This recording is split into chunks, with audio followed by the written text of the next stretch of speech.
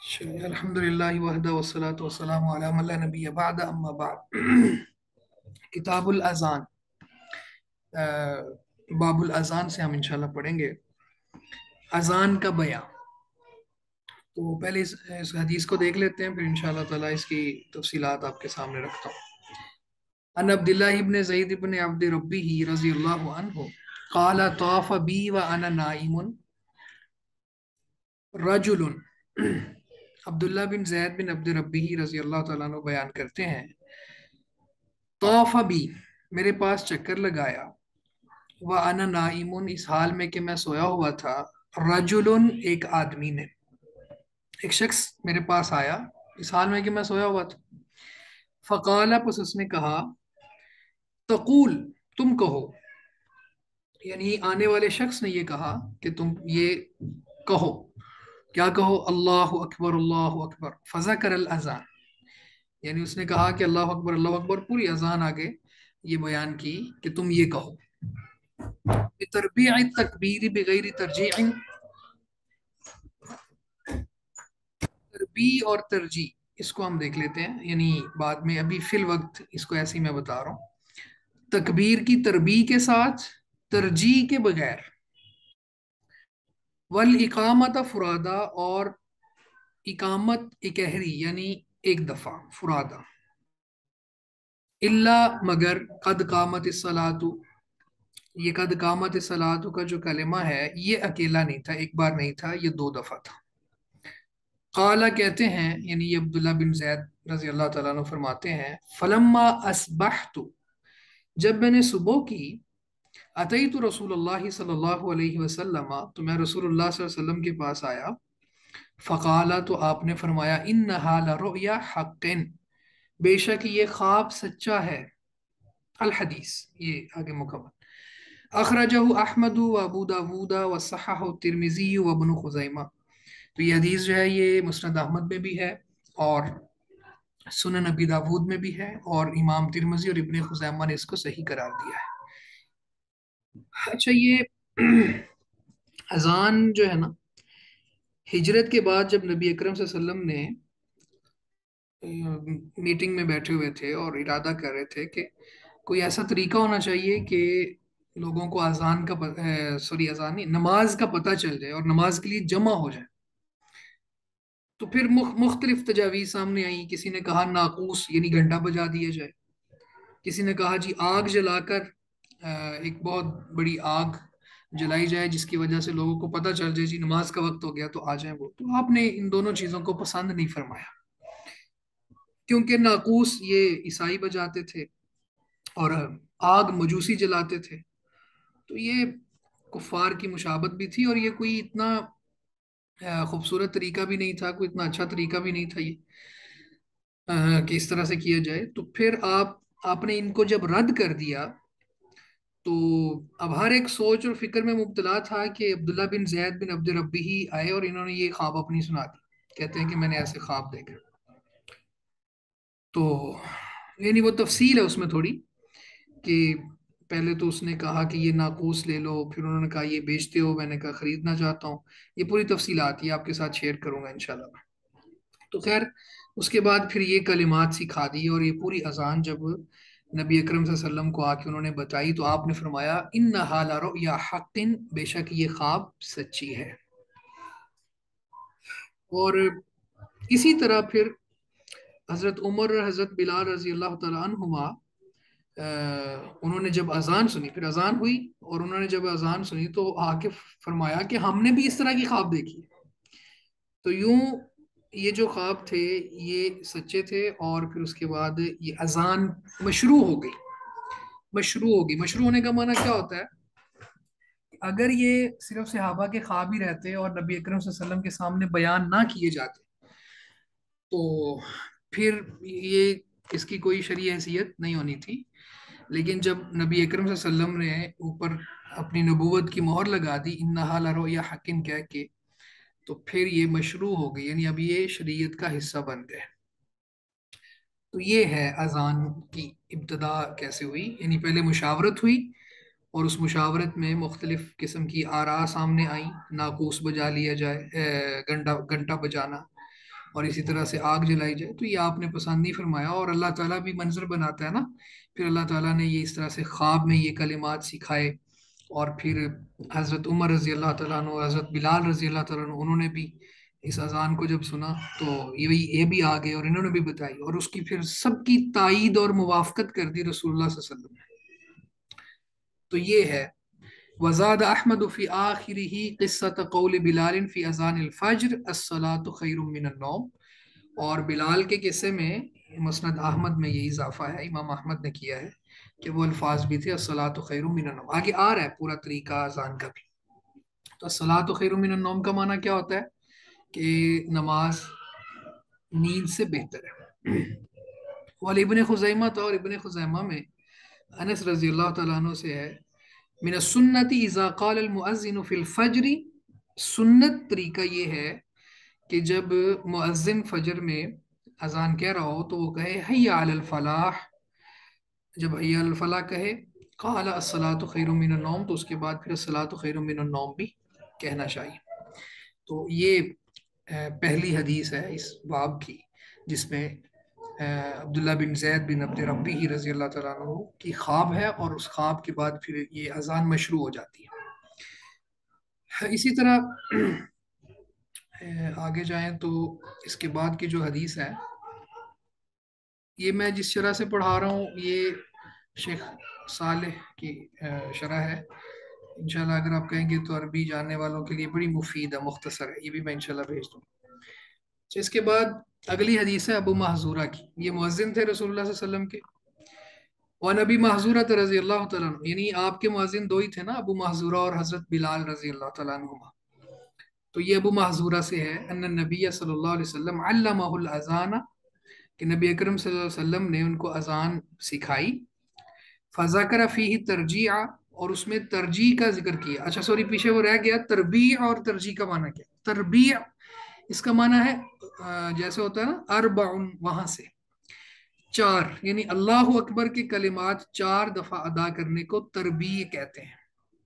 اور ترجیح کیا ہوتا ہے؟ کہ یہ جو الفاظ ہیں اشہد ان لا الہ الا اللہ اور اشہد ان محمد رسول اللہ، یہ ان کو نسبتاً آہستہ آواز سے کہہ کے پھر دوبارہ زور سے کہنا، یہ ہے ترجیح۔ تو ابو معذور آپ ذرا دیکھیں کہ ہم اللہ کی شریعت پہ کیوں نہ رضامند ہوں، اور یہ کلمات کیوں نہ کہیں رضیت باللہ ربا وبالاسلام دینا وبمحمد صلی اللہ علیہ وسلم نبیہ، کہ اللہ ہمیں کتنی چیزیں باریکی کے ساتھ سکھاتا ہے۔ ہم عبادات کی بات کریں، ہم معاملات کی بات کریں، یہاں آپ دیکھ لیں کہ اللہ کے رسول صلی اللہ علیہ وسلم اذان کا سٹائل بھی سکھا رہے ہیں۔ یعنی ترجیح کا معنی کیا ہے؟ کہ شہادتین، یعنی اشہد ان لا الہ الا اللہ اور اشہد ان محمد رسول اللہ، اس کو پہلے آہستہ کہیں، اور دوسری دفعہ جب سیکنڈ ٹرم میں کہنے لگیں تو پھر تھوڑا زور سے کہیں، تو یہ کیا ہے؟ یہ ترجیح ہے۔ یہ اس کو کہتے ہیں غریب الحدیث، یعنی حدیث کے اندر جو مشکل الفاظ ہوتے ہیں اس میں تربیع، جیسے میں نے کہا 4 دفعہ اللہ اکبر کہنا، اور ترجیح یہ شہادتین کو آہستہ آواز میں کہنے کے بعد پھر اونچی آواز سے کہنا۔ اخرجہ مسلم، یہ صحیح مسلم کی روایت ہے، ولیکن ذکر التکبیر فی اولہ مرتین فقط، یہاں پہ اس روایت میں یعنی ابو محذورہ کی جو اذان ہے رضی اللہ تعالیٰ عنہ، یہ شروع کے جو کلمات ہیں اللہ اکبر کے، وہ 4 کی بجائے 2 مرتبہ ہے فقط۔ وَرَوَاهُ الْخَمْسَةُ فَذَكَرُوهُ مُرَبَّعًا، اور اسی طرح یہ مربعاً کے الفاظ بھی، یعنی اذان کا پورے الفاظ کیا ہیں، کتنے ہیں، یہ انشاءاللہ ہم دیکھتے ہیں۔ تو 4 دفعہ بھی کلمات ہیں، دوہری اذان بھی ہوتی ہے اور اکہری اذان بھی ہوتی ہے۔ اگر اذان دوہری ہوگی تو تکبیر بھی ڈبل ہوگی، یعنی اقامت، اور اگر اذان اکہری ہوگی تو پھر اقامت بھی اکہری ہوگی، ٹھیک ہے۔ تو یہ بھی طریقہ بھی انشاءاللہ آپ کے ساتھ میں شیئر کر دوں گا، گروپ اسی لیے ہوتے ہیں کہ اس میں پورا علم آپ کے سامنے آ جائے۔ وعن انس رضی اللہ تعالیٰ عنہ قال امر بلال ان یشفع الاذان ویؤتر الاقامہ، ابھی اگلی حدیث ہے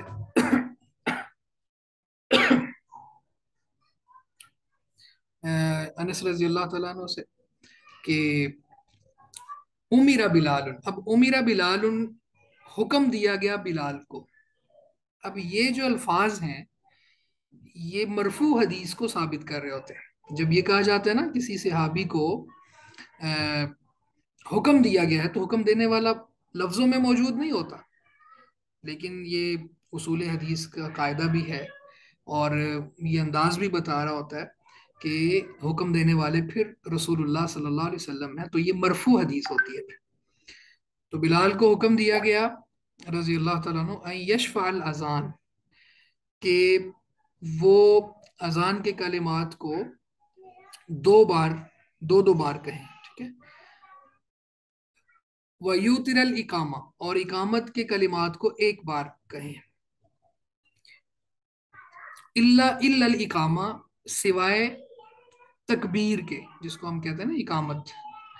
یعنی اس میں دو باتیں سمجھیں. بعض اوقات ایک لفظ موجود ہوتا ہے جو حدیث کی ٹرمینالوجیز ہوتی ہیں وہ ہمیں یہ سمجھا رہی ہوتی ہیں کہ اسی لفظ کا، اسی جو ہمارے سامنے ورڈ ہوتا ہے اس کا ایک معنی اسی حدیث میں چینج ہو رہا ہوتا ہے. مثلا ویوتر الاقامہ کا معنی یہاں پوری اقامت مراد ہے، یعنی جو نماز جماعت کھڑی ہوتی ہے تو تکبیر کہی جاتی ہے پوری. الا الاقامہ، اب اس اقامہ کے لفظ سے مراد وہ قد قامت الصلاۃ کے الفاظ ہیں خاص. یہ دیکھیں آپ یہاں بھی سامنے آ رہا ہے یعنی قولہ قد قامت الصلاۃ، یعنی اس کا یہ قول قد قامت الصلاۃ. تو قد قامت الصلاۃ کے لفظ کو ڈبل کہے گا، لیکن باقی اقامت کے الفاظ کو ایک دفعہ. ٹھیک ہے. تو ابھی آپ سے انشاءاللہ میں کہلواتا بھی ہوں نماز اور اقامت کے حوالے سے پوری بات. تو آپ ذرا دوبارہ دیکھیں. انس رضی اللہ تعالیٰ عنہ کہتے ہیں کہ امیر بلال ان یشفع الاذان، بلال رضی اللہ تعالیٰ عنہ کو حکم دیا گیا کہ وہ اذان کو دو بار کہیں، اذان کے کلمات کو، جیسے اشہد ان لا الہ الا اللہ، اشہد ان لا الہ الا اللہ، اب دو بار کہہ دیا. وَيُوتِرَ الْإِقَامَہ، اور تکبیر میں ایک ایک بار کہیں. اب اشہد ان لا الہ الا اللہ کے بعد دوبارہ اس کلمے کو، اس جملے کو رپیٹ نہیں کرنا، بلکہ کیا کہنا ہے؟ اشہد ان لا الہ الا اللہ اشہد ان محمد رسول اللہ. تو یہ ہے اقامت کو ایک بار کہنے کا مطلب. الا الاقامت، سوائے قد قامت الصلاۃ کے الفاظ، یعنی یہاں اقامت سے مراد وہ مخصوص الفاظ ہیں جو نماز قائم ہونے کی طرف اشارہ کر رہے ہوتے ہیں. تو یعنی قولہ قد قامت الصلاۃ، تو قد قامت الصلاۃ کو ڈبل ہی کہیں گے. اقامت کس کو آتی ہے؟ ذرا آپ میں سے کوئی بھائی اگر کہے یہاں پہ.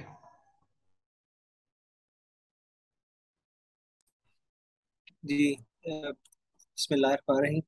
پوری اقامت. جی جی پوری اقامت کہیں ذرا، جی یہ والی جی ابو یہ اللہ بلال رضی اللہ تعالیٰ عنہ والی. جی جی اللہ اکبر اللہ اکبر اللہ اکبر اللہ اکبر اللہ اکبر اشہد ان لا الہ الا اللہ اشہد ان محمد رسول اللہ حی علی الصلاح حی علی الفلاح قد قامت الصلاح قد قامت الصلاح اللہ اکبر لا الہ الا اللہ. ٹھیک ہے، شاباش. تو یہ جو حدیث ہے انس رضی اللہ تعالیٰ عنہ کی، جس میں بلال رضی اللہ تعالیٰ عنہ کو حکم دیا گیا تھا، یہ متفق علیہ ہے. متفق علیہ کا معنی کیا ہوتا ہے؟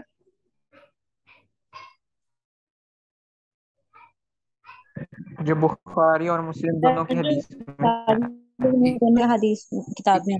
ٹھیک ہے، شاباش. وَلَمْ يَذْكُرْ مُسْلِمٌ الْإِسْتِثْنَاءَ، لیکن مسلم نے، اب یہ حدیث تو بخاری مسلم کی ہے لیکن جو امام مسلم ہیں انہوں نے استثناء ذکر نہیں کیا. یعنی یہ جو الا الاقامہ والی بات ہے نا، ایکسیپشنل کیس ہے، یہ انہوں نے بیان نہیں کیا. تو مسلم میں یہ نہیں ہے، بخاری میں یہ موجود ہے. ٹھیک ہے، تو یہ یہاں وضاحت کر دی. وللنسائی اور نسائی میں امر النبی صلی اللہ علیہ وسلم بلالا، یہاں پہ تھا نا امیر بلال، تو نسائی میں یہ الفاظ موجود ہیں کہ نبی اکرم صلی اللہ علیہ وسلم نے بلال کو حکم دیا.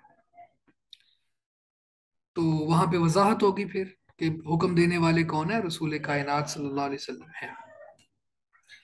اس کے بعد ابو جحیفہ رضی اللہ تعالیٰ عنہ کی روایت ہے، کہتے ہیں رأیت بلالا یؤذن، میں نے بلال کو دیکھا وہ اذان دے رہے تھے. وَأَتَتَبَّعُ فَاهُ، اور میں ان کے منہ کی پیروی کر رہا تھا. ہا ہونا و ہا ہونا، اس طرف اور اس طرف. اسبعاہ فی اذنیہ، اور بلال کی دونوں انگلیاں جو تھیں وہ ان کے دونوں کانوں میں تھیں. اب یعنی اذان دینے کا جو انداز ہے، سٹائل ہے، وہ بیان ہو رہا ہے.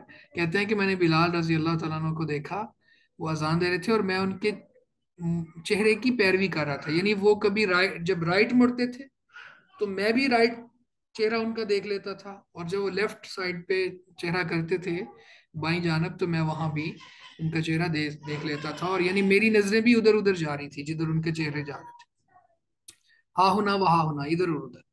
اور اذان کے دوران ان کی جو دونوں انگلیاں تھیں، دائیں انگلی دائیں کان میں اور بائیں انگلی بائیں کان میں، شہادت والی، یہ دونوں کانوں میں تھی. تو رواہ احمد و ترمذی و صححہ، امام احمد ترمذی نے ان کو بیان کیا اور اس کو صحیح کہا. اس کے بعد ولی ابن ماجہ وجال اصبعیہ فی اذنیہ، ابن ماجہ میں یہ الفاظ ہے کہ انہوں نے اپنی دونوں انگلیوں کو اپنے دونوں کانوں میں ڈالا ہوا تھا. ولی ابی داود اور ابو داود میں الفاظ یہ ہیں، لوا عنقہ لما بلغ حی علی الصلاۃ یمینا و شمالا ولم یستدر. لوا، لوا کا معنی کیا ہوتا ہے کہ وہ گھما رہے تھے، ٹھیک ہے، یعنی پھیرنا. عنقہ اپنی گردن کو، یعنی وہ اپنی گردن کو پھیر رہے تھے. لما بالغا، جب وہ پہنچتے تھے، جب وہ پہنچے حی علی الصلاۃ، حی علی الصلاۃ پر، یعنی حی علی الصلاۃ کے بعد پھر کیا کر رہے تھے، دائیں بائیں اپنی گردن کو گھما رہے تھے. ولم یستدر، اور جسم کو نہیں گھما رہے تھے، یعنی صرف گردن گھومتی تھی، خود نہیں گھومتے تھے. تو یہاں بھی آپ دیکھیں کہ کتنی باریکی سے نماز، اذان اور باقی جتنے بھی احکامات ہیں وہ اللہ تعالیٰ ہمارے ساتھ شیئر کر رہے ہیں، کیونکہ اللہ نے ہی حدیث کو محفوظ رکھا ہوا ہے. وَأَصْلُهُ فِي الصَّحِيحَيْن، اور اس کی اصل صحیحین میں. تو صحیحین سے مراد کیا ہے؟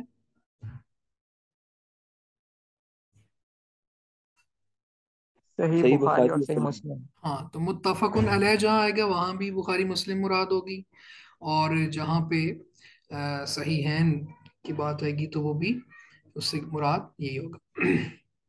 اسی طرح اذان کون دے، یعنی یہ جو حدیث ہے 199، اذان کس کو، اذان کے لیے یعنی مؤذن کا انتخاب کرتے ہوئے کیا کرائٹیریا ہوگا. اس حدیث میں ونبی محظورۃ رضی اللہ عنہ ان نبی صلی اللہ علیہ وسلم اعجبہ صوتہ فعلمہ الاذان، کہ نبی اکرم صلی اللہ علیہ وسلم کو آپ کی آواز اچھی لگی، ابو معذورہ کی آواز اچھی لگی، فعلمہ الاذان، تو آپ نے ان کو اذان سکھا دی. رواہ ابن خزیمہ، ابن خزیمہ میں یہ روایت موجود ہے. تو یہاں پہ جس کی آواز خوبصورت ہو تو اس کو اذان کہنی چاہیے.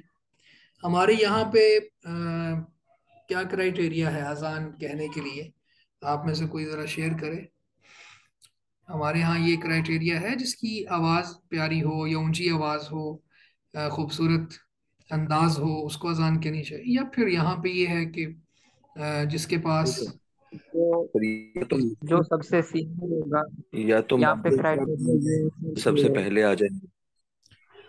سب سے پہلے آ جائے وہ کہے گا اذان. نہیں، عموماً یہاں پر سر ایسا ہوتا ہے کہ یا تو بزرگ ہوتے ہیں وہ ڈیزگنیٹڈ ہوتے ہیں، یا پھر محلے کے بابا جی ہوتے ہیں جو یوزلی سب سے پہلے پہنچتے ہیں، وہ اذان دیتے ہیں جیسی بھی آواز ہو. تو حدیث کی تعلیم یہ یا ہے سر کہ جو مؤذن کا انتخاب کیا جائے اور باقاعدہ طور پر اس کی ڈیوٹی اسائن کی جائے کہ یہ اذان کہے گا، ٹھیک ہے. تو یہاں پہ یہ حدیث جو ہے آپ دیکھ لیں، اس بات کی سب سے بڑی دلیل ہے. اب اللہ کے رسول صلی اللہ علیہ وسلم بھی ایسا کہہ سکتے تھے کہ جو پہلے آ جائے گا اذان کہہ دے گا، نہیں، آپ نے ابو محذورہ کی ڈیوٹی لگائی تھی. پھر ایک روایت میں عبداللہ ابن ام مکتوم کی ڈیوٹی بھی لگائی رکھی ہے، اور اسی طرح سے بلال بھی آپ کے مؤذن تھے. تو بہت کم نام ہے یعنی رسول اللہ صلی اللہ علیہ وسلم کے مؤذنوں کے. تو اس لیے ہمارے ہاں تو یہ ٹرینڈ نہیں ہے. اور پھر چونکہ یہ کال کرنا ہوتا ہے اللہ کی طرف، نماز کی طرف، اور یہ مسجد کی نمائندگی ہو رہی ہوتی ہے باقی لوگوں تک، تو اس لیے کوئی ایسے بندے کا انتخاب کیا جائے جس کی آواز اچھی ہو. اچھا جی،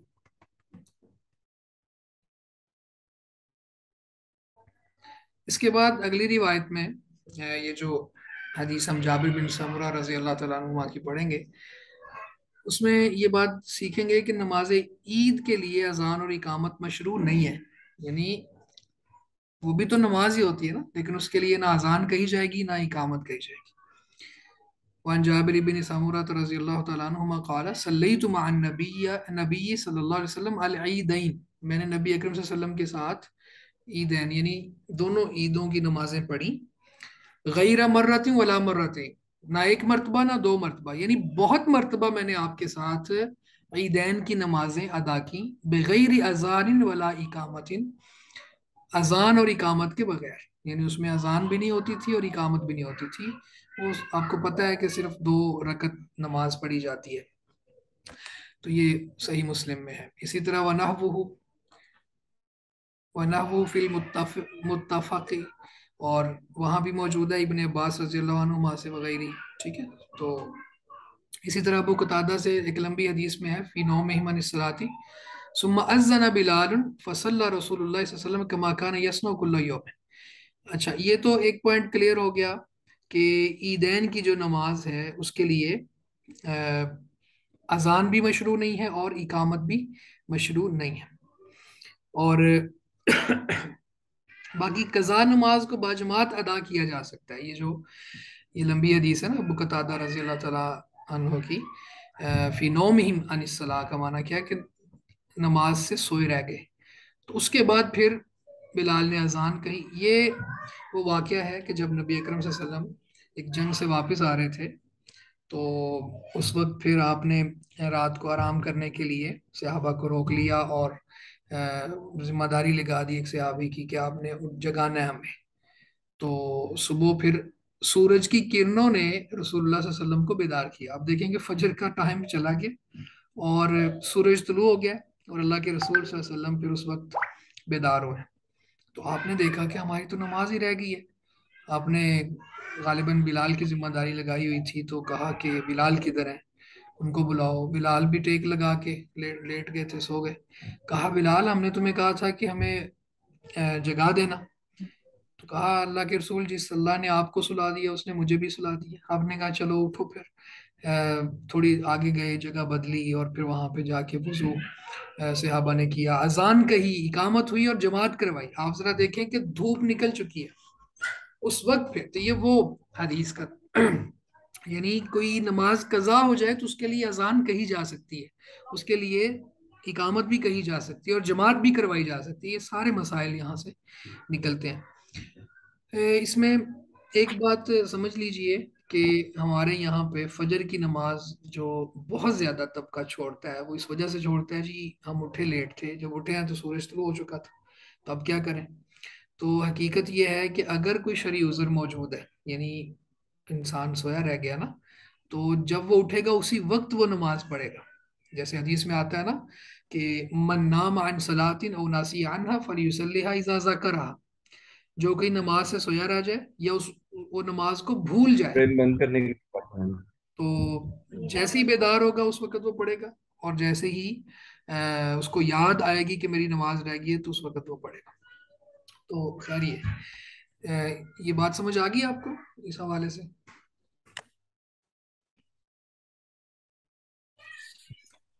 آپ بھی اس یہ بات آپس سمجھ میں آئی کہ نہیں؟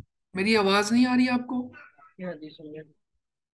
جی سر آ رہی ہے۔ اچھا، پھر آپس میں کائنڈلی بات نہ کریں، ذرا یہ مائک آف کر لیں آپ۔ اچھا مائک آپ کو شاید ٹھیک ہے۔ تو یہ اس حدیث سے کیا ثابت ہوتا ہے کہ قضا نماز کو باجماعت ادا کیا جا سکتا ہے، ٹھیک ہے یہ یہاں سے۔ اچھا، اسی طرح 2 نمازوں کو جمع کرنے کے حوالے سے کچھ مسائل ہیں، وہ یہاں پہ دیکھ لیتے ہیں۔ اچھا، رسول صلی اللہ علیہ وسلم کما کان یصنع کل یوم، یہ حدیث میں دوبارہ پڑھا دیتا ہوں آپ کو کہ ابو قتادہ رضی اللہ تعالیٰ عنہ کی ایک طویل حدیث میں ہے فی نومہم عن الصلاۃ، نماز میں سونے کے حوالے سے، یعنی نماز کا ٹائم تھا اور سو کے جب اٹھے تو نماز کا ٹائم چلا گیا۔ ثم اذن بلال، پھر بلال نے اذان کہی، فصلی رسول اللہ صلی اللہ علیہ وسلم کما کان یصنع کل یوم، بس آپ صلی اللہ علیہ وسلم نے نماز پڑھائی جس طرح آپ ہر دن پڑھاتے تھے، یعنی جماعت کروائی۔ تو یہ صحیح مسلم ہے۔ اچھا، اس کے بعد پھر نمازوں کو جمع کرنے کے حوالے سے بات ہے کہ جابر رضی اللہ تعالیٰ عنہ کہتے ہیں अन्न नबी सल्लल्लाहु अलैहि वसल्लम अतल मुज़दलिफा था, कि नबी अकरम सल्लल्लाहु अलैहि वसल्लम मुज़दलिफा आए, फसल्ला बिहल मगरिब वल इशा बिअज़ान वाहिदिन व इकामतैन, तो आपने वहां पे मगरिब और इशा की नमाज जमा की, बेअजान वाहिदिन, एक अजान के साथ, व इकामतैनी, और दो इकामतों के साथ। यानी अजान एक कही, लेकिन मगरिब पढ़ने से पहले इकामत कहलवाई, फिर इशा पढ़ाने से पहले इकामत कहलवाई। तो एक अजान और दो इकामतों के साथ नमाज को जमा किया जा सकता है। ये मसला हमें यहाँ पे समझ आता है। इसी तरह वलहू से मुराद, ये सही मुस्लिम की तरफ जा रही है बात। वलहू और सही मुस्लिम में ही है, यानी इब्न उमर रजी अल्लाह अन्हुमा, अब्दुल्लाह बिन उमर रजी अल्लाह तआला अन्हुमा से, जमा बैन अल मगरिबी वल इशाई बि इकामत वाहिदा, कि नबी अकरम सल्लल्लाहु अलैहि वसल्लम ने मगरिब और इशा को एक इकामत से जमा किया। ज़ादा अबू दाऊद लिकुल्लि सलातिन, अबू दाऊद ने इजाफा किया है हर नमाज के लिए। वफ़ी रिवायतिन लहू, और उसी की एक रिवायत में है, वलम युनादी फी वाहिदतिन मिनहुमा, और यानी और इन दोनों में से किसी नमाज के दरमियान अजान ना दी। अजान से मुराद, युनादी से मुराद इकामती है। अच्छा, यहाँ भी मसला समझ लें आप कि एक बात तो ये है कि एक ही अजान और दो इकामतों के साथ नमाज को पढ़ा जा सकता है, यानी ये मसला भी यहाँ पे सामने वाज़े हुआ। और इसी तरह ये मसला भी यहाँ पे आप देख लें कि जब नमाजें जमा की जा सकती हैं, ये तो मसला मेरा ख्याल है हम पहले आपने पढ़ लिया, ये पढ़ना ये वाला कि नमाजों को किन शुरूत के साथ जमा किया जा सकता है। सर पढ़ लिया हुआ। ठीक है, तो थोड़ा सा समराइज करेंगे आप। जी सर, ज़ोहर और असर को जमा किया जा सकता है, ज़ोहर के वक्त पे भी, असर के वक्त पे भी, और इन दोनों के दरमियान में भी। और इसी तरह मगरिब और इशा को जमा किया जा सकता है मगरिब के वक्त पे भी, रात को लेट, यानी जैसे इशा का लेट नाइट वाला टाइम होता है, या उन दोनों के दरमियान में भी। और फजर की नमाज को किसी और नमाज के साथ नहीं मिलाया जाता। ठीक है, लेकिन इसके लिए जो उज़र वगैरह पेश नज़र रखना और जमा हकीकी, जमा सूरी, ये सब चीज़ें तफसीलात पढ़ ली है ना आपने। नहीं, मेरे ख्याल से बहुत तफसील में नहीं पढ़ा, बस इतना पढ़ा था कि इनको जमा किया जा सकता है। हाँ, जोहर और असर के लिए ये बताया गया था कि अगर बहुत गर्मी हो तो फिर उसको जोहर की नमाज को ठंडा करके पढ़ें। ठीक है, चलें इसमें आगे सर इंशाल्लाह। इस सफर में भी तो ऐसा ही है कि अगर आप सफर में हो तो फिर आप ये दोनों नमाजों को जमा कर सकते हैं। बिल्कुल सही है, ये सफ़र हो या मरज मरज हो और कुछ उज़र हैं, ये इंशाल्लाह हम पढ़ेंगे तफसील के साथ आगे। ज़ाहिर है आगे आ रही हैं शुरूत सलाह भी आएंगी, और फिर जमा बैन सलातैन भी आएंगी। तो यहाँ पे तो असल में अजान के हवाले से बात थी ना, कि एक अजान के साथ हम पढ़ सकते हैं। तो मेरा ख्याल है हम अभी दोबारा मैं लिंक भेजूंगा। तब तक अभी अभी तक जो हमने पढ़ा इस हवाले से कोई मसला है तो आप बताएं। सर मसला तो नहीं है, लेकिन हम लोग जो है वो बलूगुल मराम से पढ़ते थे, जिसमें उर्दू में जो तमाम अहादीस थी उसके साथ ही राबता था, उसकी तफसील और फिर ये। लेकिन अब हम यहाँ से पढ़ रहे हैं तो उसको बलूगुल मराम से कैसे रब्त किया जाए, क्या लिंक किया जाए, जरा ये थोड़ा सा आप तशरीह कर दीजिएगा, मेहरबानी होगी। ठीक है, अच्छा इसमें ये भी हो सकता है कि कोई हेल्पिंग बुक्स आपको मैं भेज दूं, और हदीस का नंबर तो चूंकि मुख्तलिफ होता है, तो किताब सलात में बाबुल अजान खोल के आप देख लें, ये भी हो सकता है।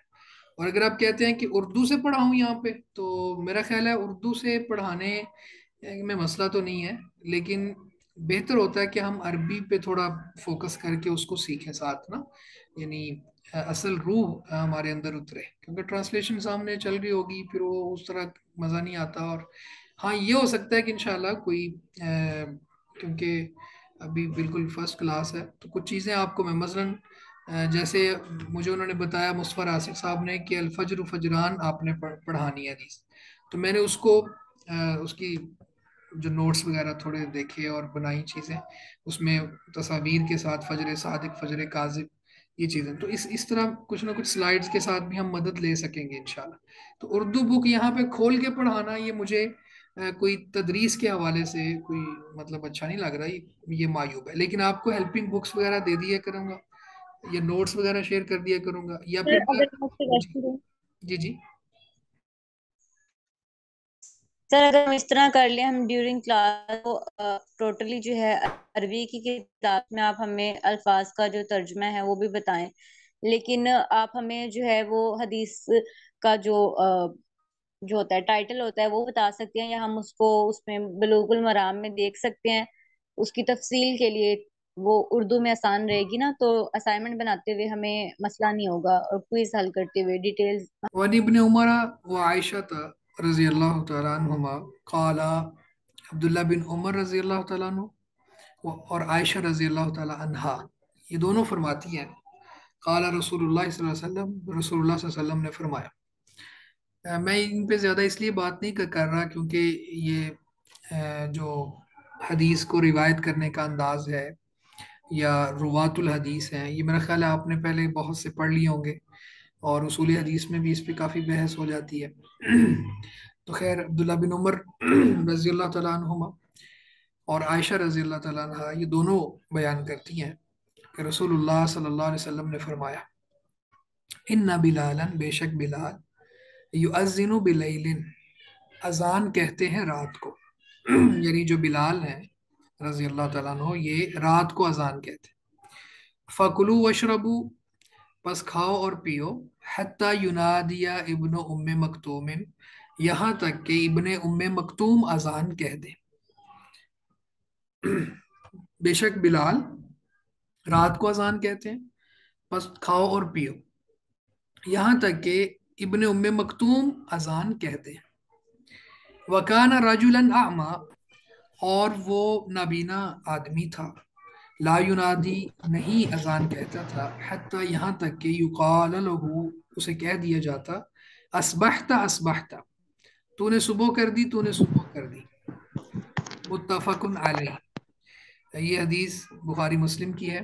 وفی آخر ہی ادراج اور اس کے آخر میں ادراج ہے. یعنی ادراج کا معنی لغوی معنی ہوتا ہے داخل کرنا یا شامل کرنا، تو لہٰذا اس شے کو کہیں گے جس کو شامل کیا گیا ہوتا ہے. اصطلاحات حدیث میں اس حدیث کے اندر حدیث کے علاوہ کسی ٹکڑے کو داخل کرنے کو ادراج کہتے ہیں. تو یہاں پہ جو یہاں تک الفاظ ہیں نا یہ والے، حتی ینادی ابن ام مکتوم، تو یہ الفاظ حدیث کے ہیں، اور یہ آگے جو کان رجلا اعمی لا ینادی حتی یقال له اصبحت اصبحت، یہ الفاظ اس کو کہتے ہیں مدرج. یہ کائنڈلی مائک آف کر لیں، یہ شور آ رہا ہے بہت. ٹھیک ہے، اچھا تو اس کی لفظی بات تو ہو گئی. اب ذرا اس کو ہم سمجھ لیتے ہیں اس حدیث کو، کہ میں نے جیسے کہا کہ بلال بھی نبی صلی اللہ علیہ وسلم کے مؤذن تھے، اور ابن ام مکتوم بھی نبی اکرم صلی اللہ علیہ وسلم کے مؤذن تھے. تو اللہ کے رسول صلی اللہ علیہ وسلم نے یہ ڈیوٹی لگائی ہوئی تھی بلال کی کہ وہ جو پہلی اذان ہے نا وہ کہیں گے، یعنی جو صبح کاذب میں ہی اذان کہی جاتی ہے، تو اس کے بعد کھایا پیا جا سکتا ہے، یعنی سحری کرنے والا. یہ فکلو وشربو کا معنی کیا ہے؟ یہ سحری کھانے کھانا مراد ہے. یہ مراد نہیں ہے کہ اس وقت کوئی پیزا آرڈر کر لیں اور کھانا شروع ہو جائیں، اور کیونکہ حدیث میں موجود ہے فکلو وشربو، کھاؤ اور پیو. بلکہ یہ سمجھانے کے لیے ہے کہ کیونکہ صحابہ کرام کے دور میں اور نبی اکرم صلی اللہ علیہ وسلم کے دور میں بہت کثرت کے ساتھ روزے رکھے جاتے تھے، فرض روزوں کے علاوہ بھی، یعنی سوموار کا روزہ، جمعرات کا روزہ، اور صحابہ صحابیات بہت روزے. اصل میں ہمارے جو سٹینڈرڈز چینج ہو گئے ہیں نا، ہم تو کہتے ہیں کہ ہم کھانے پینے کے لیے یہاں زندہ ہیں اور موجود ہیں، لیکن صحابہ کرام جو تھے وہ کہتے تھے کہ کوئی دن بھی اگر روزے سے گزر جائے تو کیا ہی بات ہے، کیونکہ نبی اکرم صلی اللہ علیہ وسلم کا فرمان ہے نا کہ جو اللہ کے لیے ایک دن کا روزہ رکھتا ہے، اللہ تعالیٰ اس کو 70 سال کی مسافت سے جہنم سے دور کر دیتے ہیں. تو بہت زیادہ نفلی روزے رکھا کرتے تھے. تو صرف رمضان کی بات نہیں ہے، یہ رمضان المبارک میں تو خیر وہ تو رکھنے ہی ہے، فرض ہوتے ہیں، لیکن اس کے علاوہ بھی. تو فرمایا فکلو وشربو، بس کھاؤ اور پیو کا مطلب یہ سحری کر لو. تو بلال جب اذان کہتے ہیں رات کو کہتے ہیں، یعنی ابھی رات ہوتی ہے صبح نہیں ہوتی. تو کھاؤ اور پیو. یہاں تک کہ ابن ام مکتوم، یعنی عبداللہ بن ام مکتوم ایک صحابی تھے جو نابینا تھے، اور یہ جو قرآن مجید کی آیات ہے نا، عبس وتولی ان جاءہ الاعمی وما یدریک لعلہ یزکا، یہ آیات بھی انہی صحابی کے بارے میں نازل ہوئی ہیں کہ اللہ کے رسول صلی اللہ علیہ وسلم قریشیوں کے پاس موجود تھے. تو آپ کو بڑی حرص تھی کہ کوئی سردار اسلام قبول کر لے تاکہ اسلام کو فائدہ ہو جائے. تو جب عبداللہ بن ام مکتوم آئے تو اللہ کے رسول صلی اللہ علیہ وسلم کے ماتھے پہ تھوڑے بل پڑ گئے، یعنی جیسے ناگواری کا احساس ہوتا ہے نا کہ یہ پھر کسی اور موقع پہ آ جاتے. تو اللہ رب العزت نے بڑے خوبصورت انداز میں آپ کو سمجھا دیا کہ ایسی بات نہیں ہے، یہ تو تزکیہ چاہتا ہے، یہ تو مومن ہے. تو مومن کی ویلیو اللہ کے ہاں زیادہ ہے یا کافر کی؟ تو اللہ رب العزت لا الہ الا اللہ پڑھنے والے کی قدر کرتے ہیں، دوسرے کی اللہ کے ہاں مچھر کے پر سے بھی کم ویلیو ہے. تو خیر، حتی ینادی ابن ام مکتوم، یہاں تک کہ ابن ام مکتوم اذان. تو ابن ام مکتوم فجر کی اذان کہتے تھے وہ والی جو کھانے پینے سے روک دیتی ہے، یعنی اب سحری کا وقت ختم ہو گیا، اب فجر صادق کا وقت ہو گیا ہے اور اب نماز پڑھی جائے گی. تو جو فجر کی نماز کے لیے اذان ہوتی تھی وہ کون کہتے تھے؟ ابن ام مکتوم کہتے تھے. تو یہ مراد ہے یہاں پہ. اور آگے یہ مدرج الفاظ ہیں، ٹھیک ہے. یعنی مدرج کی بھی دو قسمیں ہوتی ہیں، مدرج الاسناد اور مدرج المتن. مدرج الاسناد یہ ہوتا ہے کہ سند میں کسی چیز کا اضافہ کر دیا جاتا ہے، اور مدرج المتن کیا ہوتا ہے کہ جو متن الحدیث ہے اس کے اندر اضافہ کر دیا جاتا ہے. تو یہ متن الحدیث میں اضافہ ہے، لیکن صاف پتہ چل رہا ہے کہ یہ الفاظ اللہ کے رسول کے نہیں. اچھا جی.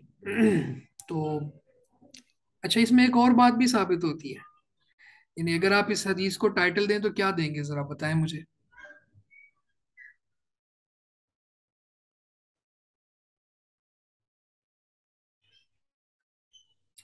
جی، آپ کو میری آواز آ رہی ہے؟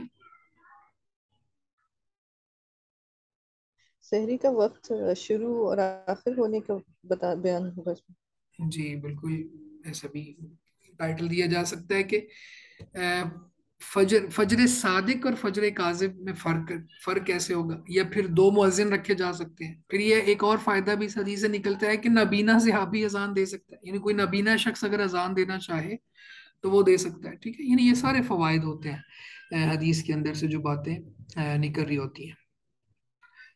اچھا جی، اس کے بعد آگے ابن عمر رضی اللہ تعالی عنہما سے مروی ہے، ان بلالا اذن قبل الفجر، بے شک بلال فجر سے پہلے اذان کہتے تھے. فامرہ النبی صلی اللہ علیہ وسلم، پس نبی سوری یہ اذن جو ہے نا یہ فعل ماضی ہے، بے شک بلال نے فجر سے پہلے اذان کہہ دی.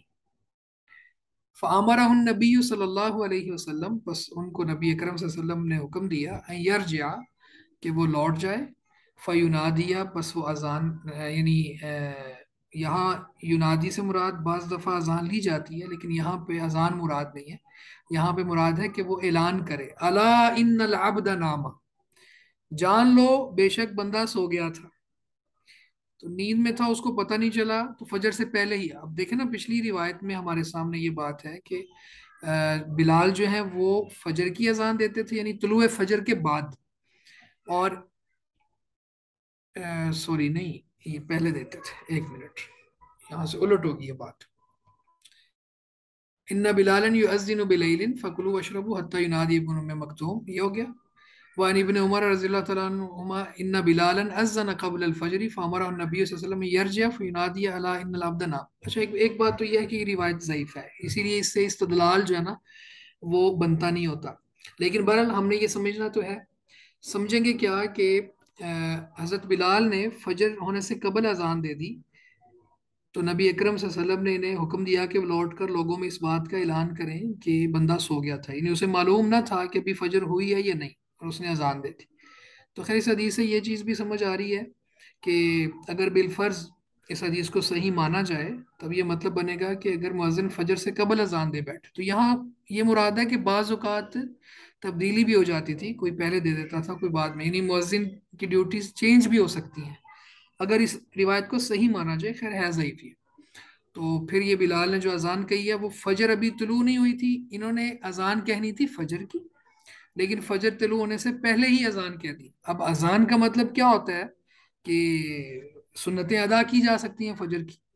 तो नबी अकरम सल्लल्लाहु अलैहि वसल्लम ने फिर बिलाल से कहा कि वापस पलटो, जहाँ खड़े होकर अजान कही थी वहां ऊंची आवाज से कहो कि बंदा सो गया था, अभी फजर का वक्त नहीं हुआ, यानी तहज्जुद पढ़ी जा सकती है। यानी बहुत ज्यादा वो मसाइल पैदा हो सकते थे कि जो तहज्जुद पढ़ रहा है उसको यूं लगना था कि अब तो अजान हो गई है, अब तो तहज्जुद का वक्त नहीं रहा, वितर मैं नहीं पढ़ सकता।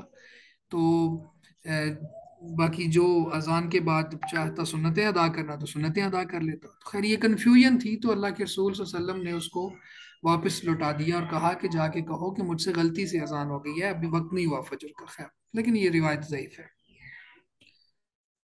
इसके बाद अबू सईद खुदरी रजी अल्लाह तआला अन्हु से मरवी है, कहते हैं कि रसूलुल्लाह सल्लल्लाहु अलैहि वसल्लम ने इरशाद फरमाया, इज़ा समिअतुमुन निदाअ फ़क़ूलू मिस्ला मा यक़ूलुल मुअज़्ज़िनु।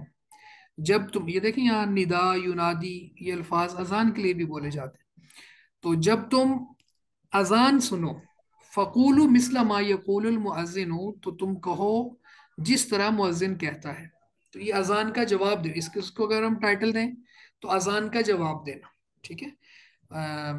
ये सही बुखारी में भी हज़रत मुआविया से भी है मरवी, और सही मुस्लिम में भी है उमर रज़ी अल्लाह तआला अन्हु से, फी फ़ज़्लिल क़ौली कमा यक़ूलुल मुअज़्ज़िनु कलिमतन कलिमतन सिवल हय्य अला तैन फ़यक़ूल ला हौला वला कुव्वता इल्ला बिल्लाह। यानी जब मुअज्जिन कलमा अदा करता है उसके पीछे सुनने वाला भी वही कलमा दोहराएगा सिवाय हय्या अला तैन। हय्या अला तैन से मुराद क्या है? हय्या अला सलाह और हय्या अल फलाह। तो इन दो कलिमात की जगह पे ला हौला वला कुव्वता इल्ला बिल्लाह कहा जाएगा, बाकी पूरी अजान को वैसे ही रिपीट किया जाएगा जैसे मुअज्जिन कह रहा है। तो ये इस हदीस को अगर हम टाइटल दें तो अजान का जवाब देना, और हय्या अल सलाह और हय्या अल फलाह फलाह की जगह पे ला हौला वला कुव्वता इल्ला बिल्लाह कहना, और उसके अलावा बाकी ये सारी बातें बिल्कुल सादा सिंपल हैं और आम फहम है, और हमारा इस पर अमल भी है, इसलिए इसमें ज़्यादा तफसीलात में जाने की ज़रूरत भी नहीं है। इसी तरह अगर आगे जाएं तो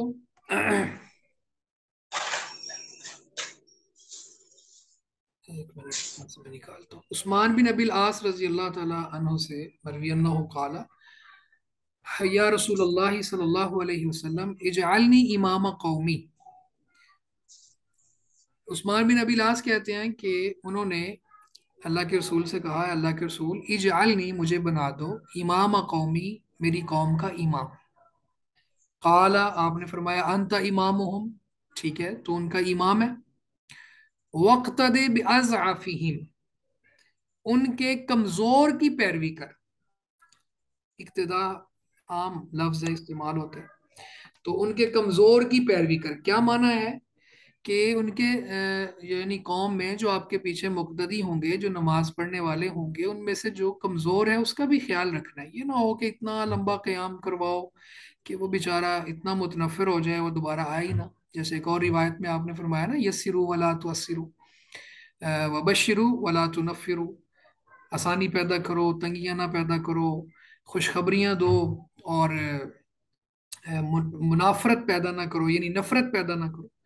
तो यहाँ भी अल्लाह के रसूल सल्लल्लाहु अलैहि वसल्लम नसीहत फरमा रहे हैं, वक्तदे बिअज़अफ़िहिम, उनके सबसे कमजोर बंदे को मद्देनजर रखना है। वत्तखिज़ मुअज़्ज़िनन ला यअख़ुज़ु अला आज़ानिही अजरा, और ऐसा मुअज्जिन बनाओ, ला यअख़ुज़ु अला आज़ानिही अजरा, जो अपनी अजान पर उजरत नहीं मांगता। अखरजहुल खमसतु व हसनहु तिर्मिज़ी व सहहुल हाकिम, ठीक है। तो ये खमसा से मुराद आपको पता है, इसके मुकदमे में ये बातें सारी गुजर चुकी होती हैं कि अहमद, अबू दाऊद, तिर्मिज़ी वगैरह और नसाई, इब्न माजा, ये 5 मुराद होते हैं। तो इसलिए मैं इनकी तफसीलात में नहीं जा रहा, और इसको इमाम तिर्मिज़ी ने हसन करार दिया है और इसको इमाम हाकिम ने सही कहा। तो ये हदीस जो है ये हमारे सामने है, इसको हम टाइटल दें तो क्या देंगे?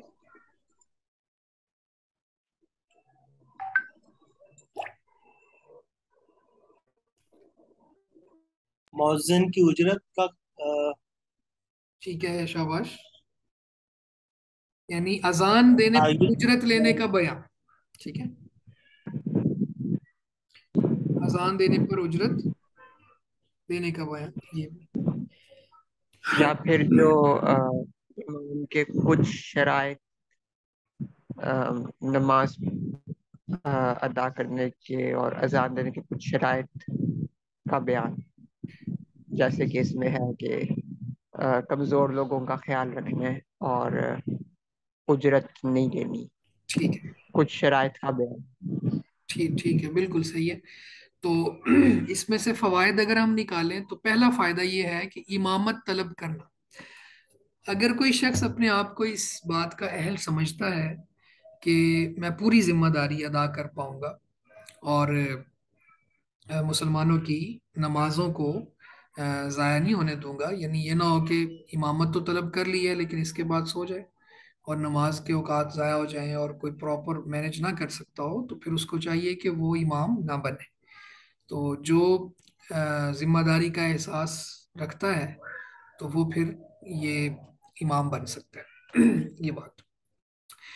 دوسری بات یہ ہے کہ جیسے بھی یہ بھائی کہہ رہے تھے کہ وقت دے بِأَضْعَفِهِمْ سے یہ سمجھ آتی ہے کہ امام کو چاہیے کہ اپنے مقتدیوں کا خیال رکھے، یعنی ان میں کمزور بھی ہوں گے، اور بھی روایات ہم پڑھیں گے آگے انشاءاللہ تعالی کہ اس میں ضعیف بھی ہوتے ہیں، مریض بھی ہوتے ہیں، اور بچوں والی مائیں بھی ہوتی ہیں، یعنی کیونکہ عورت کو مسجد میں جانے سے منع نہیں کیا جا سکتا، اللہ کے نبی صلی اللہ علیہ وسلم کا فرمان ہے لا تمنعوا اماء اللہ المساجد، اللہ کی بندیوں کو مسجدوں میں جانے سے منع نہ کرو۔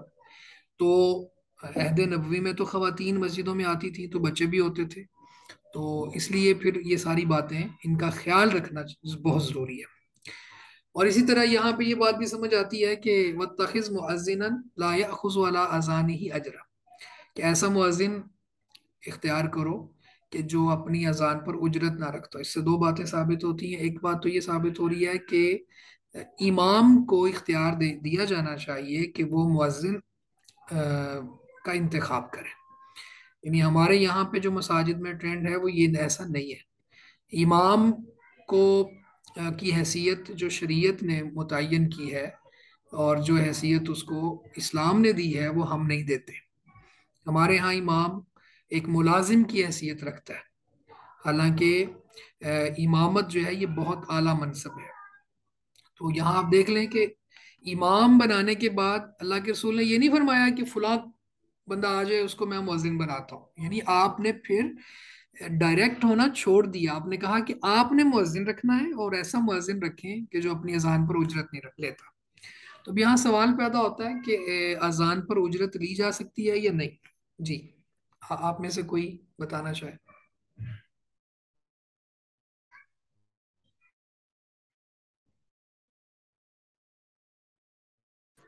سر لی جا نہیں، سکتی ہے۔ One by one kindly. Sir لی جا سکتی ہے اگر کوئی اور سورس آف انکم نہ ہو تو پھر اذان اور امامت کر کے جماعت وغیرہ کروا کے اجرت لی جا سکتی ہے۔ ہاں اس میں تھوڑی تفصیل ہے، تفصیل یوں ہے کہ اگر تو کوئی خود کہے نا کہ مجھے اجرت پہ رکھو یا میں اجرت لوں گا، خود سے مطالبہ کرنے والا شخص ہو تو اس کو مؤذن رکھنا ٹھیک نہیں ہے۔ لیکن اگر امام یا کوئی بھی جو صاحب منصب و اقتدار ہے، جیسے خلفاء یا اس طرح کی جو بھی ٹیمیں منتخب کرتی ہیں مؤذن کو، تو وہ خود مصالح عامہ کے تحت اس کی تنخواہ مقرر کرتی ہیں، تو پھر اس کو لینے میں کوئی حرج نہیں ہے، کیونکہ عمومی دلائل شریعت کے یہ کہہ رہے ہیں۔ جی سسٹر سائرہ جاوید آپ کچھ کہنا چاہ رہی؟ جی میں اسی کے متعلق جواب دینا چاہتی تھی کہ نہیں چاہیے۔ اب یہ ہے کہ اگر آپ یہ کہہ رہے ہیں کہ اس میں جو ہے وہ اگر کوئی اصول رول کے تحت اور ان کو دیں تو وہ پھر یہ تو پھر حدیث کے تھوڑا منافی ہو گیا نا، کہ جب وہ امام کو بھی یہی تاکید کر رہے ہیں کہ پھر آپ اس کے جو ہے نا یہ دیکھیں کہ وہ پھر उस जमाने में भी कोई अब वो ये देख के क्या कहेंगे कि ये इनका उजरत की जरूरत भी नहीं है और सब अब उजरत नहीं लेनी। जब एक हुक्म हो गया है तो फिर उसमें मौजू है उसका, फिर वो बनता नहीं है कि वो फिर इसकी उजरत इसलिए लिए कि वो अजान देता है। बाकी वक्त में ये कि अगर उसको सपोर्ट कोई वैसे लोग करना चाहते हैं वो तो अलग चीज है कि जी इनका काम नहीं, यानी ये गरीब हैं या कुछ है, वो तो और चीज हो गई ना। लेकिन अजान पे उजरत तो नहीं लेनी चाहिए फिर। ठीक है, ये बिल्कुल आप सही कह रही हैं, और हम हमारा मौक़िफ़ भी यही है, और यही बात हम ज़ेर बहस ला रहे थे कि बतौर मुआवजा उसको उजरत देना ठीक नहीं है। जैसे यहाँ पे आ गया ना, अला आज़ानी ही, बतौर मुआवजा तो यानी वो कहे कि अजान का बदल और उसकी तनख्वाह और मुआवजा मुझे दिया जाए, और हम इस एतबार से दें उसको, तो फिर ठीक नहीं है। लेकिन अगर हम इसको यानी जैसे उलूम दीनिया सिखाने वालों के लिए अल्लाह के रसूल ने फरमाया कि जो दीन इस एतबार से सीखता सिखाता है कि वो दुनिया का मुआवजा हासिल करेगा, तो वो उसको अप्रिशिएट नहीं किया, बल्कि उसको जहन्नम की वईद आई है उसके बारे में। तो लेकिन इसके बावजूद बाकी उमूमी दलाइल इस बात की तरफ इशारा करते हैं कि बतौर उजरत और मुआवजा नहीं देना, लेकिन जैसे आपने कहा कि उसकी हेल्प, या फिर मैंने कहा कि मसाले आमा के तहत, कि मसाले आमा क्या है कि एक मस्जिद का पूरा प्रॉपर हमने उसको निज़ाम दे दिया है। इसी तरह इमाम है, उसकी पूरी हमने जिम्मेदारी मुकर्रर कर दी है, तो बहुत अच्छे अंदाज में वो अपने फ़राइज़ को निभाएगा, और नमाजें और अजानें कंप्रोमाइज़ नहीं होगी। अगर वो अपना साथ बिजनेस भी करे तो बहुत अच्छी बात है, बिजनेस भी संभाले और ये मसाजिद की अजानें और नमाजें भी कंप्रोमाइज ना हो, ये तो आइडियल सिचुएशन है। लेकिन अगर ऐसा मुमकिन नहीं है तो फिर बतौर उजरत नहीं देंगे, बतौर मुआवजा नहीं देंगे, लेकिन उसकी इमदाद करनी चाहिए, और क्योंकि वो देता है ना, पूरा पूरी जिम्मेदारी निभा रहा है। तो यही वजह है कि फिर यानी इसको मैं जो बार बार लफ्ज़ बोल रहा हूँ ना, मसालेह आमा, कि हम सब की मसलत इसी में है कि हम सिर्फ नमाज पढ़ने जाते हैं, ना हमें अजान की फ़िक्र होती है, ना हमें मस्जिद के मामलात की फ़िक्र होती है। तो फिर इस अंदाज से हमें उसके उसकी कोई ना कोई खैर मुआवजा तो नहीं कहेंगे, ना ही हक के खिदमत कहेंगे, इसको इस अंदाज में ले सकते हैं हम। जी, जी मोहम्मद शफीक साहब। सर यहाँ अमूमी तौर पर ये देखा गया है कि इस ये तो उजरत पर काम लोग जो कर रहे हैं, या जो जो मौजिन है उसको फी जमाना यही बताया जाता है कि भाई ये आपकी उजरत है। लेकिन और ये एक पूरे निज़ाम के मुताबिक है, तो फिर तो ये वाकई हदीस से इससे कंट्रोडिक्टरी हो गया। बिल्कुल सही है, ये उजरत के तहत ये जो आपने कहा ना, चल यही रहा है हमारे यहाँ पे माशरे में, इसकी इस्लाह की ज़रूरत है। मैंने कहा कि कुरान और हदीस की तालीम देते हुए अगर कोई सिर्फ ये नीयत रखे कि मैं इसका मुआवजा ले रहा हूँ, यानी उसके पेश नज़र ये ना हो कि मैं इल्म सिखा रहा हूँ और अल्लाह मेरी ज़रूरियात पूरी करेगा, बल्कि वो एक मुआवजे को फोकस करके उसी पे लगा होगा, तो ये ठीक नहीं है उसके लिए। और ये हम इसमें इतना बाउंड भी नहीं कर सकते कि अब नीयत का एतबार होगा, और अल्लाह ताला नीयतों को जानने वाले हैं कि कौन दुनिया चाहता है, कौन आखिरत चाहता है। जैसे अल्लाह ने कुरान मजीद में कहा, तुम में से कुछ लोग वो हैं जो युरीद दुनिया दुनिया चाह रहे होते हैं, और कुछ वो हैं जो आखिरत पे फोकस करते हैं। तो इसलिए फिर इसको हम थोड़ा सा इसमें रिलैक्सेशन भी देंगे, ताकि ये जो मुख्तलिफ हमारे सरकारी इदारों में भी मुअज्जिन की पोस्टें होती हैं और इस तरह की चीज़ें होती हैं, तो फिर उस पर जाहिर है फिर ये जिम्मेदारी निभानी तो है ना। तो बस ये है कि मुअज्जिन को चाहिए कि वो अपना उस मुआवजे पे नज़र ना रखे, वो ये समझे कि मैं अल्लाह के घर का मुअज्जिन हूँ, और मेरी ज़रूरियात अल्लाह ही पूरी करेगा, यानी इस अंदाज में इस बात को लेगा वो। यानी ये नहीं समझेगा कि मैं सिर्फ एक मुआवजे को टारगेट करके लगा हुआ है और उसको ले रहा है। ठीक है, तो यहाँ पे भी ये हदीस भी है, बिल्कुल आपने सही कहा। तो इसमें थोड़ा नीयत को भी हम शामिल करेंगे कि उस बंदे की नीयत क्या है, क्योंकि मुआवजे तो तय तयशुदा है ना। आज ये मुअज्जिन की जो आर्मी में कुछ जॉब्स आती हैं और जगहों पे भी, तो उसमें तो लेकिन ये है कि फिर मुअज्जिन अल्लाह से डरने वाला होगा ना, तो फिर वो सिर्फ मुआवजे को फोकस नहीं करेगा, वो ये समझेगा कि मेरा मस्जिद के साथ ताल्लुक मजबूत हो रहा है। जी, जी मोहम्मद आतिफ।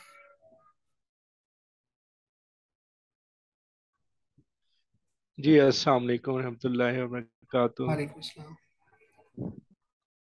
جی سر، ویسے یہ رسپانسبلٹی کن کی بنتی ہے؟ یعنی مؤذن کو اور امام کو معاوضہ دینا، کیا یہ ریاست کی ذمہ داری ہے یا یہ معاشرے کے جو لوگ ہیں ان کی ہی رسپانسبلٹی بنتی ہے؟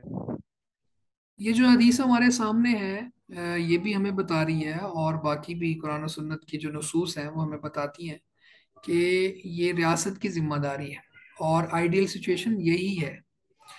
جیسے زکوٰۃ کلیکٹ کرنا، یہ بھی ریاست کی ذمہ داری ہے۔ آپ جانتے ہیں کہ اللہ کے رسول صلی اللہ علیہ وسلم بھیجا کرتے تھے اپنے ان کو عاملین کو جو زکوٰۃ وصول کرتے تھے، تو پورا ایک نظام تھا خلافت کا، امارت کا۔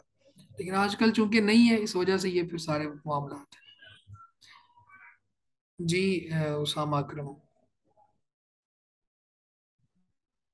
السلام علیکم سر، مجھے کریکٹ کیجیے گا اگر میں غلط ہوں، لیکن جو میں نے دیکھا ہے، جو لوگ ہائر کیے ہوتے ہیں وہ مسجد کی ساری ٹیک کیئر کر رہے ہوتے ہیں سر۔ وہ مؤذن ایز اے پارٹ بھی کر رہے ہوتے ہیں، اذان بھی دے رہے ہوتے ہیں، لیکن ان کو جو پے کر رہے ہوتے ہیں وہ یہ ہوتا ہے کہ وہ سارا دن مسجد میں رہتے ہیں، نماز کے ٹائم دروازہ وغیرہ کھولنا، صفائی وغیرہ کرنا، وہ ساری چیزیں ہی ہینڈل کر رہے ہوتے ہیں، جس کی بیسس پہ ان کو وہ معاوضہ ملتا ہے۔ ٹھیک ہے، بالکل صحیح ہے۔ اچھا، اس کو تھوڑا سا ہم آگے وائنڈ اپ کرتے ہیں، ایک تو حدیث اور۔ جی محمد شفیق بھائی آپ کچھ کہنا چاہتے ہیں؟ اسامہ اکرم بھائی آپ بھی کچھ کہنا چاہ رہے ہیں؟ ذرا جلدی سے۔ بہت بہت مختصراً یہ کہ میں ایک معاشرے میں رہتا ہوں جہاں پر یہ حکومت کی ذمہ داری ہے کہ وہ زکوٰۃ بھی لیتی ہے، مساجد کا پورا اہتمام کرتی ہے، مؤذنوں کو رکھتی ہے، ان کی تنخواہیں دیتی ہیں، اور اس کام باقاعدہ صرف اذان دے رہا ہوں۔ بس یہ کہ اگر یہ اس کے نیت پر ہے، جس طرح آپ نے بتا دیا کہ وہ اس کام کو خدا کی رضا کے لیے سمجھنا چاہتا ہے یا وہ اس کو اپنا ذریعہ معاش لینا چاہتا ہے۔ میرے پاس دونوں معاشرے کی ایک بعض تصویر موجود ہیں، پریکٹیکلی بھی، لیکن بس یہ وہی بات ہے، انما اعمال بالنیات۔ انما الاعمال بالنیات، جی بالکل صحیح۔ جی محمد شفیق بھائی آپ بھی کریں بات، پھر ہم آگے پڑھ لیں۔ میری بات ہو گئی؟ جی ٹھیک ہے۔ اچھا، یہ آگے ہمارے پاس جو حدیث ہے مالک بن حویرث رضی اللہ تعالیٰ عنہ کی، کہتے ہیں قال لنا النبی صلی اللہ علیہ وسلم، ہمیں نبی اکرم صلی اللہ علیہ وسلم نے فرمایا، وَإِذَا حَضَرَتِ الصَّلَاةُ، جب نماز کا وقت ہو جائے، یعنی لفظی بات کریں تو حضرت حاضر ہو جائے، الصلاۃ نماز، کیا مراد ہے؟ نماز کا وقت ہو جائے۔ فَلْيُؤَذِّن لَكُمْ أَحَدُكُمْ، تو چاہیے تم میں سے کوئی ایک اذان کہے، یعنی جب نماز کا وقت ہو تو پھر اذان کہنی چاہیے۔ تو اس حدیث سے یہ بات ثابت ہوتی ہے۔ اگلی روایت جابر رضی اللہ تعالیٰ عنہ سے ہے، ان رسول اللہ صلی اللہ علیہ وسلم قال علی بلال، نبی اکرم صلی اللہ علیہ وسلم نے بلال سے فرمایا، اذا اذنت فترسل، جب تو اذان کہے تو آہستہ آہستہ کہے، یعنی رک رک کے۔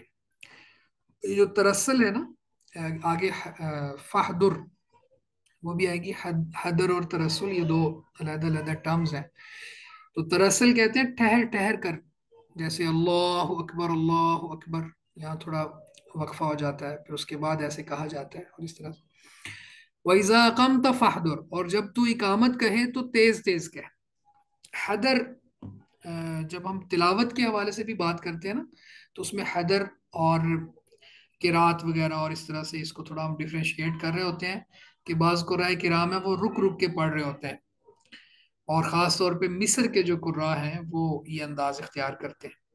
لیکن جو سعودی عرب کے اور اس طرح سے شیخ احمد العجمی ہیں، خبر سے ہیں وہ، یا کوئی بھی اور، جیسے ہر ایک کا اپنا اپنا پسندیدہ یا کوئی قاری ہوگا، تو وہ حیدر پڑھ رہے ہوتے ہیں، تو حیدر میں تھوڑا تیز پڑھا جاتا ہے۔ تو اقامت کو تیز، یہ اب رسول اللہ صلی اللہ علیہ وسلم بلال رضی اللہ تعالیٰ عنہ کو یہ اذان اور اقامت کا سٹائل سکھا رہے ہیں کہ جب اذان کہے تو فترسل، ٹھہر ٹھہر کے، وَإِذَا قَمْتَ فَحْدُرْ، اور جب اقامت کہے تو پھر تیز تیز۔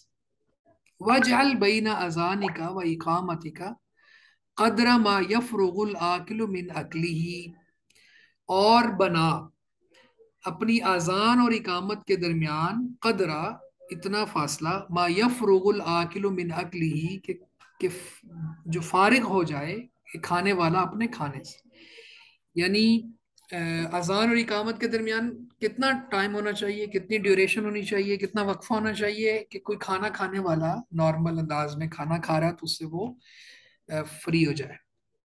تو یہ روایت ہے ہمارے پاس، رواہ ترمذی و ضعفہ، امام ترمذی نے اس کو بیان کیا اور ضعیف بھی کہا ہے۔ تو خیر روایت تو ضعیف ہے، لیکن اگر اس سے ہم دیکھنا چاہیں یعنی اگر یہ صحیح بھی ہو تو پھر اس سے مراد یہی ہوگا، اور یہ سٹائل بھی ایسا ہی ہوتا ہے۔ اچھا، ضعیف روایت کے حوالے سے نا یہ ہوتا ہے کہ اگر تو اس کی تائید کوئی اور حدیث کر رہی ہو تو پھر اس سے حکم ثابت ہو جاتا ہے۔ آپ نے ماشاءاللہ پڑھا ہوگا یہ سارا اصول حدیث میں۔ تو یا پھر یہ ہے کہ کوئی اس شریعت کے واضح احکام کے ساتھ وہ متصادم نہ ہو، تو پھر اس کے اندر سے کوئی چیز لی جا سکتی ہے۔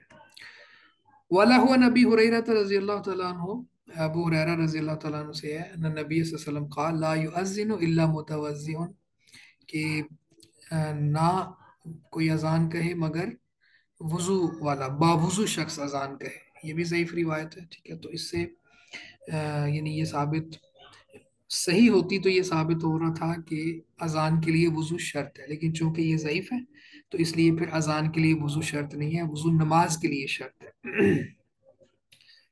اچھا، اسی طرح وَلَهُ عَنْ زیاد بن الحارث رضی اللہ عنہ قال قال رسول اللہ صلی اللہ علیہ وسلم ومن اذن فهو یقیم، جو اذان کہے وہی اقامت کہے، وضعفہ ایضا، یہ بھی ضعیف روایت ہے، یعنی جو اذان کہہ رہا وہی اقامت کہے۔ اگر یہ صحیح حدیث ہوتی تو پھر یہ شریعت نے باؤنڈ کر دیا تھا کہ جس نے اذان کہی ہے اس کے علاوہ کوئی اور اقامت نہیں کہہ سکتا۔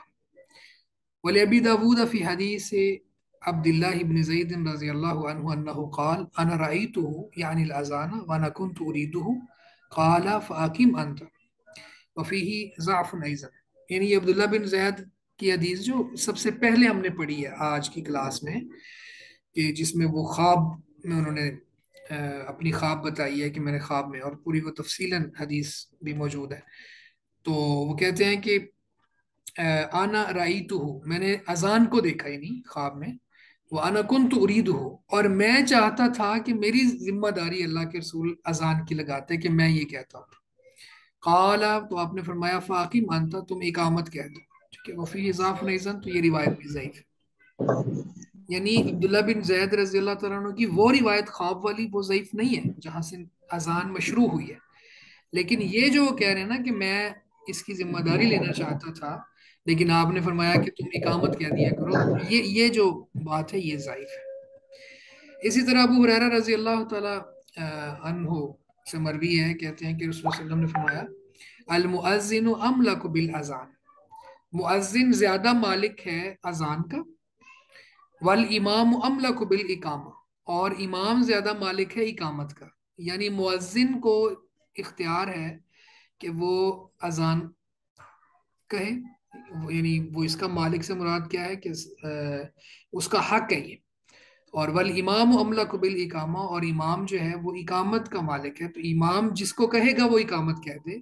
رواہ ابن عدی، لیکن یہ بھی ضعیف روایت ہے۔ اگر یہ احادیث صحیح سند کے ساتھ ثابت ہوتی تو پھر احکامات بھی ثابت ہو جانے تھے، لیکن چونکہ ان روایات میں ضعف ہے تو پھر اس لیے ان میں ہم کچھ نہیں کہہ سکتے۔ آگے صحیح حدیث بھی آ رہی ہے۔ اچھا جی، پہلی روایت یعنی یہ آج کے ہمارے لیسن کی آخری دو روایات ہیں۔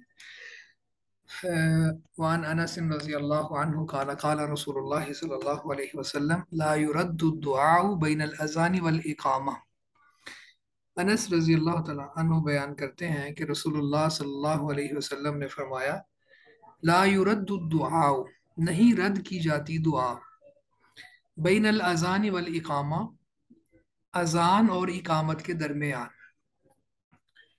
رواہ النسائی وصححہ ابن خزیمہ، نسائی اور نے اس کو بیان کیا اور ابن خزیمہ نے صحیح کہا۔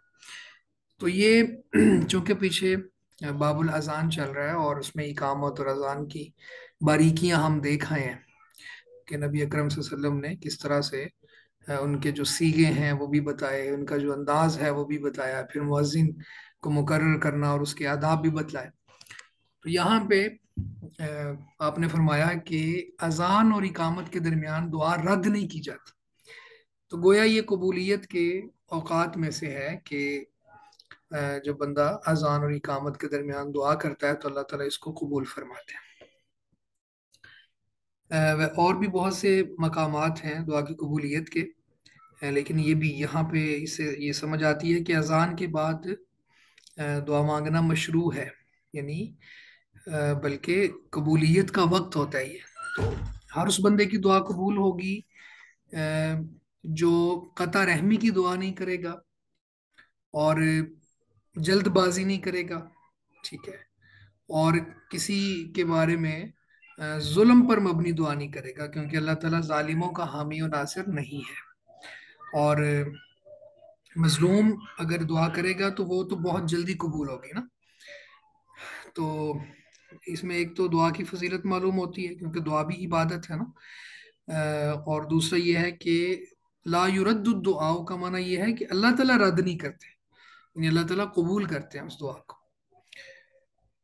اور تیسری بات جو سب سے اہم ہے، جو میں نے پہلے بھی کہا کہ اذان اور اقامت کے درمیان کا جو وقت ہے یہ دعا کی قبولیت کا وقت ہے، یعنی اس کو مستجاب دعویٰ یعنی دعا کی قبولیت کا وقت کہا جا سکتا ہے۔ اس کے بعد اگلی جو حدیث ہے جابر رضی اللہ تعالیٰ عنہ سے، ان رسول اللہ صلی اللہ علیہ وسلم قال من قال حین یسمع النداء، جس نے کہا جب اس نے اذان کو سنا، یعنی اذان سننے کے بعد جس نے کہا، کیا کہا؟ اللہم رب هذه الدعوة التامة والصلاة القائمة آت محمدا الوسیلة والفضیلہ وابعثه مقاما محمودا الذی وعدتہ، جس نے یہاں تک یہ کلمات کہے، اللہم رب هذه الدعوة سے لے کے وعدتہ تک، میں ابھی اس کو ٹرانسلیٹ کرتا ہوں، اس کے جو الفاظ کو بھی ہم دیکھتے ہیں انشاءاللہ۔ تو کیا ہوگا؟ حلت لہو شفاعتی یوم القیامہ، اس کے لیے روز قیامت میری شفاعت حلال ہو جائے گی، یعنی وہ میری سفارش کا حقدار بن جائے گا۔ تو اس حدیث میں بہت سے فوائد ہیں جو ہمارے سامنے ہیں۔ ایک تو یہ ہے کہ اذان سننے کے بعد اذان کا جواب دینا ہوگا، اور دوسری روایات کو بھی جب ہم جمع کریں تو حی علی الطین کی جگہ پہ لا حول ولا قوت الا باللہ کہنا ہے، اور پھر اذان کے بعد درود ابراہیمی پڑھنا ہے، اور یہ پھر دعا پڑھنی ہے۔ تو اس دعا کی فضیلت یہ ہے کہ جس نے یہ دعا پڑھی اذان کے بعد، اللہ کے رسول صلی اللہ علیہ وسلم فرماتے ہیں کہ قیامت والے دن وہ میری شفاعت یعنی سفارش کا حقدار ٹھہر جائے گا۔ دعا کیا ہے؟ اللہم رب هذه الدعوۃ التامہ، اے اللہ اس مکمل دعوت کا رب، یعنی اے اللہ تو اس مکمل دعوت کا رب ہے۔ اس کو دعوت تامہ کیوں کہا جاتا ہے اذان کو؟ اس لیے کہ اس میں اللہ کی کبریائی کی بات ہے، اور پھر نماز کی اصل میں ہمارے دلوں میں وہ عظمت نہیں ہے جو ہونی چاہیے۔ نماز جو عبادات میں بہت ہی اہمیت کی حامل ہے، ایک تو ارکان اسلام میں سے ایک رکن ہے۔ قیامت والے دن اول ما یحاسب بہ العبد الصلاۃ، قیامت والے دن سب سے پہلا محاسبہ نماز کا ہوگا، یعنی عبادات میں، حقوق اللہ میں، توحید کے بعد تو یہ محاسبہ نماز کا ہوگا۔ تو یہ چونکہ نماز ایک بہت عظیم عبادت ہے اور اس کی طرف بلانے کے لیے اذان ہے، تو اس کو دعوت تامہ کہہ دیا۔ والصلاۃ القائمہ، اور اس نماز کا رب ہے جو قائم ہونے والی ہے، تو یعنی اذان کہی گئی ہے تو ظاہر ہے اذان کے بعد نماز قائم ہوگی، تو اس نماز قائم ہونے والی نماز کے رب اے اللہ تو رب ہے اس کامل دعوت کا اور اس قائم ہونے والی نماز کا۔ اب آگے دعا ہے، آتی محمدن، آتی جو ہے نا یہ آتی کے معنی میں ہے، عطا کر، محمدن محمد صلی اللہ علیہ وسلم کو، یہ محمد آپ کا نام ہے اور اس کا معنی ہے بہت زیادہ تعریف کیا گیا، یعنی ہر شخص کو اس کے یہ لائق ہے کہ وہ رسول معظم صلی اللہ علیہ وسلم کی تعریف کرے، کیونکہ آپ ہیں ہی قابل تعریف۔ آپ نے اپنے آپ کو کھپا دیا ہے امت کے لیے، اور کوئی لمحہ کوئی لحظہ ایسا نہیں چھوڑا کہ جس میں اللہ کے دین کی سربلندی کے لیے کوئی کام نہ کیا ہو۔ تو خیر یہاں وقت نہیں ہے، لیکن بہت زیادہ ہمیں جاننے کی ضرورت ہے. یہ ربیع الاول میں سیرت گوئی سے زیادہ سیرت النبوی کو سمجھ کے اس کی روشنی میں کردار سازی کی ضرورت ہے. آپ کے اوصاف کیا تھے، آپ کے شب و روز کیسے تھے، آپ کے معمولات زندگی کیا تھے، کیونکہ ہمارے محبوب ہیں وہ. اور محب جو ہوتا ہے نا، وہ اپنے محبوب کے حالات سے واقفیت حاصل کرتا ہے، اور واقفیت حاصل کرنے کے بعد پھر اپنے محبوب جیسا بننے کی کوشش کرتا ہے. یعنی وہ چاہتا ہے کہ میرے اور میرے محبوب کے اعمال میں مطابقت ہو. لیکن یہاں ہم دعویٰ تو کرتے ہیں کہ رسول اللہ صلی اللہ علیہ وسلم ہمارے محبوب ہیں، لیکن ہم محبت کے ان تقاضوں کو نبھا نہیں پاتے. تو خیر محمدن کا معنی ہے بہت تعریف کیا گیا، یعنی رسول اللہ صلی اللہ علیہ وسلم کا یہ نام. تو عطا کیجئے محمد رسول اللہ صلی اللہ علیہ وسلم کو الوسیلۃ، وسیلہ، والفضیلۃ، اور فضیلت. یہ جو وسیلہ ہے نا، یہ جنت کا ایک درجہ ہے، جو حدیث میں آتا ہے کہ نبی اکرم صلی اللہ علیہ وسلم نے فرمایا یہ اللہ کے بندوں میں سے صرف ایک بندے کو ملے گا، اور میں امید کرتا ہوں کہ وہ بندہ میں ہوں.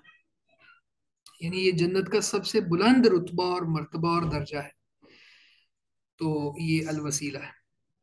اور الفضیلہ سے مراد کیا ہے؟ فضیلت یعنی ذاتی فضیلت. اللہ کے رسول صلی اللہ علیہ وسلم کو ویسے بھی اللہ نے فضیلت دی ہے، لیکن یہاں پہ تاکید مراد ہے کہ اور بھی فضیلت عطا کر. وَبَعَثْهُ مَقَامًا مَحْمُودًا، اور ان کو مقام محمود پر مبعوث فرما. الَّذِي وَعَدتَّهُ، جس کا تو نے ان سے وعدہ کیا ہے. مقام محمود کیا ہے؟ اس سے مراد قیامت کے دن مبعوث کرنا ہے. یعنی قیامت کے دن یہ مقام محمود ہے جس کی حمد بیان کی گئی ہے.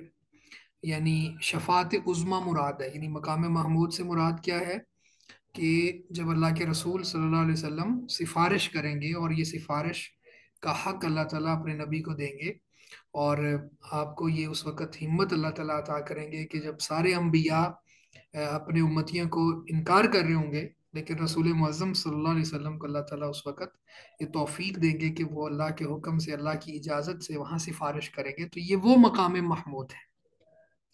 الذی وعدتہ، جس کا تو نے اس سے وعدہ کیا. تو اللہ نے وعدہ کیا ہوگا. یہ نبی اکرم صلی اللہ علیہ وسلم کی بے شمار روایات ہیں جس میں آپ نے فرمایا کہ میں نے وہ سفارش کو بچا کے رکھا ہوگا اپنی امت کے لیے.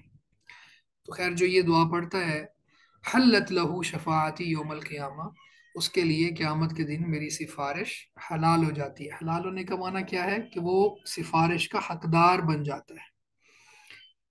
تو یہ حدیث ہے ہمارے سامنے. اس سے بھی یہ ثابت ہوتا ہے کہ اذان کے بعد دعا مانگی جا سکتی ہے. تو یہ دعا ہی ہے، اللہم رب هذه الدعوۃ التامہ، اور یاد آتی محمد الوسیلہ، یہ بھی دعا ہی ہے. اسی طرح سے اسے یہ بھی معلوم ہوا کہ یعنی اللہم ربا، ٹھیک ہے، یعنی یہ جو دعا مانگنے کا انداز ہے اس میں یہ الفاظ شروع میں ہونے چاہیے، اللہم، یا رب، اس طرح کے الفاظ ہی ہونے چاہیے. تو خیر اس کے ساتھ ساتھ پھر یہ دعوت تامہ کی بات ہم نے کر لی، قائم ہونے والی نماز کی بات ہم نے کر لی، اور وسیلہ، فضیلہ اور مقام محمود کی بات کر لی، اور پھر شفاعت کی بات. تو یہاں تک اس کو ہم انشاءاللہ رکھتے ہیں.